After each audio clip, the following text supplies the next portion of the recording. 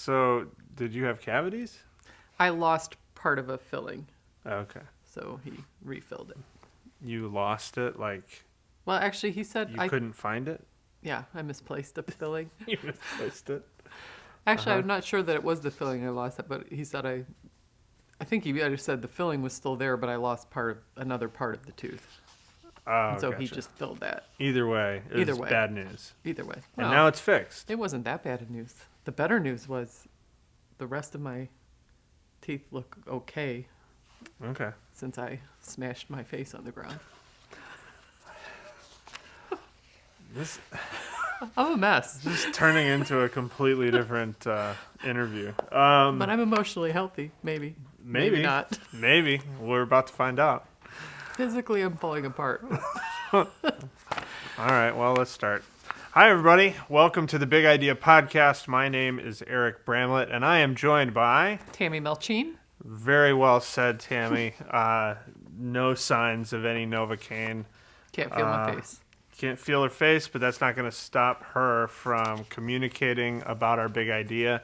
And this is an exciting series because this is right after Easter. So, and it is a felt need series. I think, the title alone is something that I think is attractive to people in terms of wanting to hear more about. And it's going to be great. I think it's going to be fantastic. So it is called Emotionally Healthy Relationships. And so what is the source of this series and where are we headed? If that sounds familiar, it's because there is a book and a course by that name by Pete and Jerry Scazzaro. And so really we decided just to go with that title because the content we're planning on teaching is from that course. And I would say the overarching idea of this series is, if you think about when Jesus was asked what the most important commandment was, he said to love God and love people. And I think that that can kind of show us that the mark of a growing Christ follower is love. And, one of the things the Scazzeros say is it's impossible to be spiritually mature while remaining emotionally immature. And so, this idea of really emotionally and relationally growing is also a critical part of our growth as a Christ follower. And so this series is going to look at that. I think that's interesting because I think we do put them in different categories or buckets of our life. There's the spiritual side and a relational side, and it's interesting how important they are to go together. All right. Well, with that in mind, where are we headed with week 1 as we talk about what it means to clarify expectations? Okay. So each one of these weeks is a different skill, a relational skill. And so clarify expectations is about how often we just assume things about people, or we have assumptions about what people should do or not do and all that kind of stuff. And a lot of times where we get into conflict in relationships is because reality doesn't meet our expectations. But yet part of the problem is our expectations have not been agreed upon between people. And so this first skill is just to realize that sometimes we carry around these unconscious or unrealistic or unspoken or agreed upon expectations, and then we react when those are not met. And the problem doesn't lie solely in the fact of the other person. It's in the fact that we have not clarified agreed upon expectations. And so this is a foundational skill about not like mind reading and thinking what somebody else is thinking or the reasons behind what they're doing, and instead to really clarify those expectations with one another. And Jesus talks about this in talking about don't judge or else you'll be judged. Talks about the speck of sawdust in the brother's eye. I mean, how do you see sort of the Bible and that truisms? Part connecting into it? Yeah, exactly. Obviously the Scazzeros are Christians and they come from a Christian worldview when it comes to this topic. But how do you see sort of these practical tools for our relationships being reflected in Scripture? Into that, yeah. Well, it's interesting. They go all the way back to the 10 Commandments and talk about bearing false witness against a neighbor is this idea where you assume that you know something about someone or know what their motivation is or what. And what often happens is when we think we know that and we're upset with someone or something like that, we usually don't keep it to ourselves either. Right. And we can be making we assumptions. bear the witness of it. Yeah, we've been making assumptions and spreading assumptions about people that are just not true. Well, because you know what happens when you make an assumption. What? You make an ass out of you and umption. You're welcome, everyone. Surprisingly, that's not in the map yet. Oh, it will be. It will be. That's slightly derailing. Yeah, but so it's just this idea of like thinking that it's kind of putting yourself in a position to be a judge, as Jesus said, like warned us against that you are the one that kind of sees what's wrong in the other person. And I mean, it's giving away a little bit for the next week, but I think we probably think about these as being in the wrong order, but I think this is a really good way to start. I think that there's a tendency to start with ourselves. Like, I need to know myself. I need to figure. I mean, that's coming when we're talking about next week. But I think that some of this can be cleaned up in our relationships if we're willing to step in and actually do the hard work of not mind reading, Of having a making conversation with assumptions. each other instead of in our heads. Yeah. Some of us are really good at those conversations Ooh, in our I'm heads. really good at Some it. of them, like, they're full-on one-act plays. It's a different story for another day. All right, so on that note, then we move to week 2. And this time we've got a skill that is simply called to become self-aware. Yeah, which is interesting because as I think back to all the series we've done on relationships, I don't know that we've ever done this topic. But you Probably think not. about, like, I don't know, just even from my own experience, it's nothing is more destructive, I think, to relationships than when someone, Lacks self-awareness. self-awareness. Yeah. And so just to realize this, that, in order to have emotionally healthy relationships, we have to understand our own emotions, our own motivations, because they can so easily get in the way of us loving people well. And so this one we're gonna, talk about. You have the classic illustration of the iceberg, where the reason it sunk the Titanic. Oh, hi, Doug. Oh. We didn't put Belshazzar out. Hey guys. Sorry. Oh, See you sorry. later. That's all right. Come on in. Oh, okay. Yeah. It's Doug and Ian, everyone. Hey, Oh, hi guys. welcome to the Big Idea Podcast. Yeah. This is the Big Idea Anything podcast. we can add to it? Well, you already are. Yeah, you I should definitely. probably go. I'll just go. This has never happened before. Should I Yeah. lock the door? No. We just forgot to put. I mean, the at this quiet- point, It's already ruined. Yeah. I wouldn't say it's ruined. I think it's enhanced. Oh, wow. I would agree with Eric. I mean, but that's because I understand myself. I'm more self-aware than I probably have ever been before. Nice try. And that's what week 2 is all about. That is what week 2 is all about. Being self-aware. It is. Being self-aware. It is. And so, the classic illustration of you have the Titanic, the thing that sunk the Titanic was because only a fragment of the iceberg was above the surface. All of it was below, and they couldn't see it. See, and I thought it was Leonardo DiCaprio who sank the Titanic. By himself? Yeah. Oh, Yeah. wow. That was maybe a different movie. Still think she should have gotten him up on that door. But anyway, we digress. And so this skill is really about, like, becoming self-aware of your own motivations and that, like, and, so if you're feeling angry towards someone, why am I feeling angry? Like, what's really threatening me, or what's really hurting me in this, or, why am I avoiding this person? What's going on inside of me? And to get really honest with ourselves about that. Because, again, if we're not honest with ourselves, it's going to come out in all kinds of destructive ways in our relationships. And in this week, I mean, obviously, Jesus becomes kind of our main example, the one of who, someone who was emotionally intelligent, who is self-aware, even in the midst of things that were very difficult for anybody else to understand. He was able to express. Yeah. An And not only awareness. was he, but he also called people to that. So if you think of, like, the woman at the well, she was trying to keep the conversation at, what mountain should we worship at? And he's like, no, tell me about your husband. Right. Right, Yeah. And so how he's challenging the people that he encountered to really face what was deeply inside of them. It feels like if this week plays to form, that there's probably a lot of, hurt and a lot of pain that could be like kind of appropriately and in a healthy way unearthed.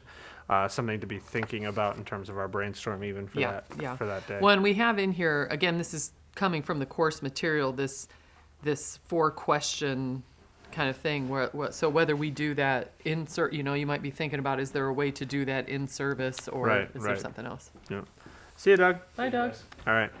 All right. Well, let's talk about week 3.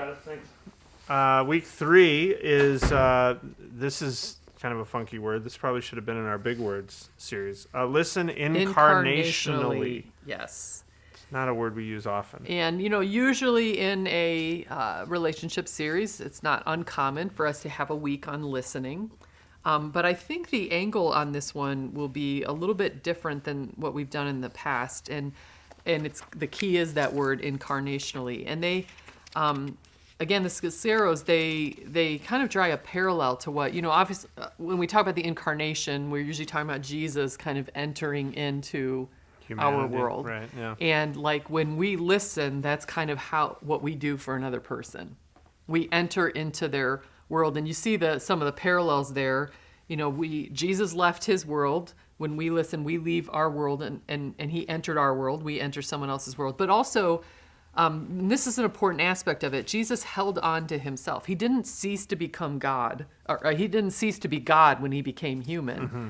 And in the same way, but they talk about how that's such a challenge for us often because we, like when we're listening to someone else, we feel like either we have to agree with everything they say, or if we don't agree, we feel like we have to say, you know what I mean? Mm-hmm. And it's kind of like, no, you can be in something with someone while still maintaining who you are with your values and giving them the freedom to be who they are. And does that make sense? It does, yeah. I mean, I haven't thought about it that way before. And so we talk about how like Jesus kind of lived in the tension between these two. He was God, but he was here as fully human. And so like we can learn that too with each other. And so the tension is between us as the listener and us as the speaker. Yeah, in that way, yeah, or even as like, it's so probably a lot of us struggle with this in some ways, but it's so like when someone holds completely different views on things than you do or something, sometimes we don't know what to do with that often,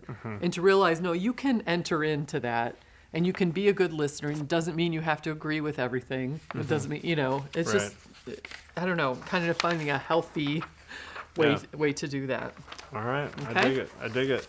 Okay, so then week 4 is Mother's Day. Happy Mother's Day, everybody. And so we will be talking about what it looks like to live your true self. Yeah, which I think, I think it's good for men and women, but I think this is going to be a talk that will be great for the women in the room. Because it's basically the title in the Scaseros book is "Live with Integrity," because they talk about like, kind of all of us feel these pressures to live a life that is not our own, and I think I think women feel that a lot of kind of these different pressures, different expectations, and about how we violate our true self when we don't live what we really believe or think or feel, or when we ignore the values that we hold dear. And again, using the example of Jesus, Jesus, he faced enormous pressure from all sides, from his family before they believed in him to, to the people in his hometown, to obviously the religious leaders. There were people all over the place trying to conform him into who they thought he should be. But he had this kind of clarity about who his true self is, and he lived from that place. And I don't know, there was this quote from this rabbi that talked about, this rabbi said, "In the coming world, they will not ask me, why were you not Moses? They will ask me, why were you not himself?" Right. Susa. And for that, for us to realize that God created us who we are, with all of our thoughts, our feelings, and of course, it's not like hey, that's just who I am. Like, it's not Right, meaning that, right, but right.